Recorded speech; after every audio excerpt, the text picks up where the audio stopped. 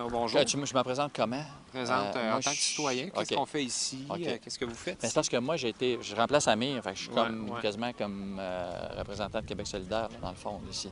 Mais si je me présente comme citoyen, je suis capable de parler comme citoyen parce qu'avant tout, c'est ce que je suis.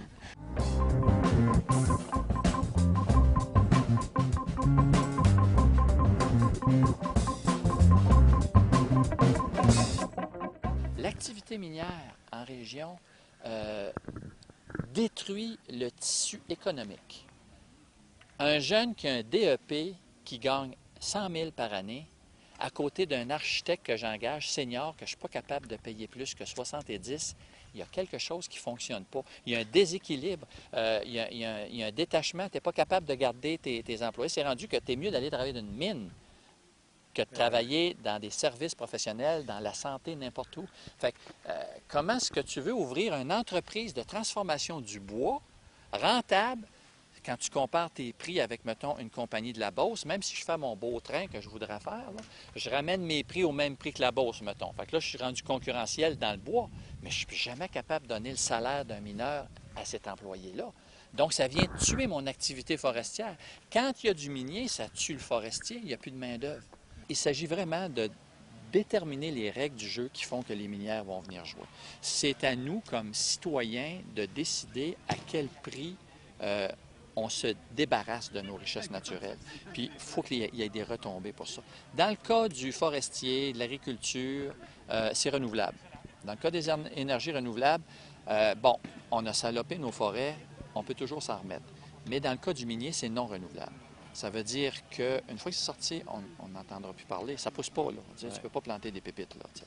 Mais on n'a pas à leur demander leur avis là-dessus. On a à décider qu'est-ce qu'on doit mettre comme paramètre pour que l'activité économique soit maintenue. Il faut quand même tenir compte du fait que si on interdit tout ça, l'économie minière va tomber, puis que ça va avoir un impact sur la qualité de vie des Québécois.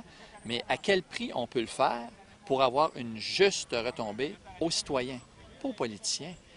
Pas aux lobbyistes, pas aux minières, pas aux actionnaires étrangers. Fais le tour du registre des actionnaires. Tu vas t'apercevoir qu'ils ne sont pas canadiens pantoute. Ils ont le siège social au Canada, ils sont enregistrés au Canada parce qu'ils ont des avantages fiscaux. Si tu travailles à la nationalisation d'une entreprise ou une pseudo-nationalisation, je ne sais pas exactement c'est quoi la recette, mais il y a quelque chose à faire entre les deux. Ne serait-ce que dire que nos forestières et nos minières sont à composante à plus de 50 propriété québécoise. Rien que ça, là, c'est beaucoup. C'est déjà gros, puis c'est pas gros. Hein, on se comprend, là? Qu'est-ce qu'on doit penser des politiciens actuellement qui marchent au pas avec les compagnies minières, qui leur donnent des crédits d'impôt et qui, même lorsque ces compagnies ne paient pas d'impôt-là, il n'y a pas de pénalité ou quoi que ce soit, comme quoi la réglementation, finalement, n'est pas applicable là, en tant que tel? Bien, il n'y a pas de courage politique. Il n'y a pas de courage politique, tout simplement parce que le système est basé sur un glissement vers la mondialisation. Comme si c'était une loi naturelle. C'est pas une loi naturelle, ça a été forgé. Il y a des gens qui ont décidé que l'économie devait être ça. Mais ces gens-là, comme par hasard, c'est pas les citoyens, c'est les gens de l'entreprise. Si l'économie doit être faite comme ça et qu'eux autres le portent, c'est à leur avantage. Puis on regarde, depuis que ça s'est installé comme ça, l'écart entre les riches et les pauvres s'est toujours accentué. Donc, faut virer ça de bord. Puis les gens se disent, bien, c'est impossible. Pourquoi c'est impossible? Ils l'ont fait, eux autres. C'est sûr qu'ils avaient l'argent, mais ils l'ont fait. S'ils l'ont fait, on peut faire autre chose. Il faut tout simplement combattre la désinformation, contaminer son voisin. Tu sais, moi, j'étais à la chambre de commerce. Disons que j'étais un peu un hurluberlu dans ma gang à la chambre de commerce.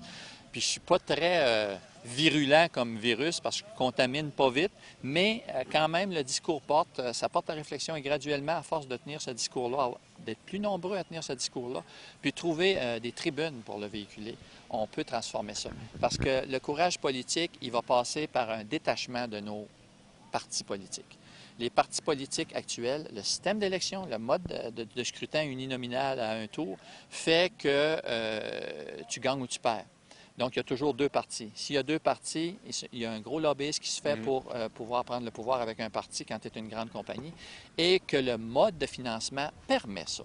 Actuellement, les partis politiques et les gouvernements ont été financés par des compagnies qui viennent s'asseoir dans leur bureau et qui leur expliquent leurs problèmes, leurs malheurs et leurs souhaits.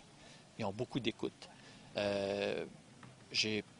Personnellement, je ne suis pas certain que je pourrais être reçu dans le bureau du premier ministre. Ces gens-là peuvent. Fait que, rien qu'à regarder le type de lobbyisme qui se fait et l'influence. Fait que l'écoute est là. Donc, le courage politique est directement relié au fait que je suis financé et le retour d'ascenseur est la méthode actuelle. Puis ça l'a comme toujours un petit peu été, mais il me semble que ça remplit. Donc, pour vous, il y a une façon, il y aurait une solution par le changement du mode de scrutin, entre autres, par le financement des partis, pour mettre fin à cette dérive néolibérale. C'est incontournable. On peut mettre les plus belles lois du monde en place. Si on ne change pas le mode de scrutin puis les méthodes de financement des partis politiques, il n'y aura jamais le détachement requis pour un politicien de dire, écoute, moi, je m'en vais là parce que je pense que c'est ça qui est mieux pour mes citoyens.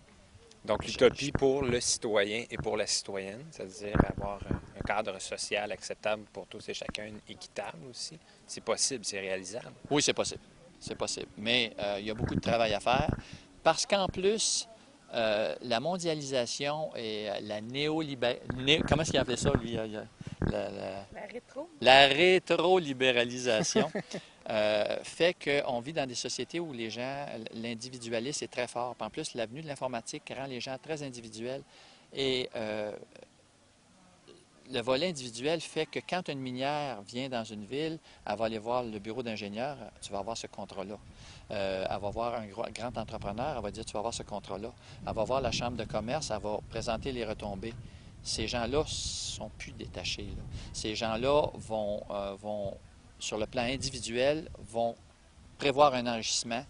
Et ces gens-là, tu ne les auras jamais pour le bien commun. Là, parce que faut quand même changer la mentalité globale de la population pour que le bien commun triomphe de l'individualisme. Mais ça, j'ai l'impression qu'il va falloir aller dans un gros creux pour réussir à ramener ça. On a de l'ouvrage!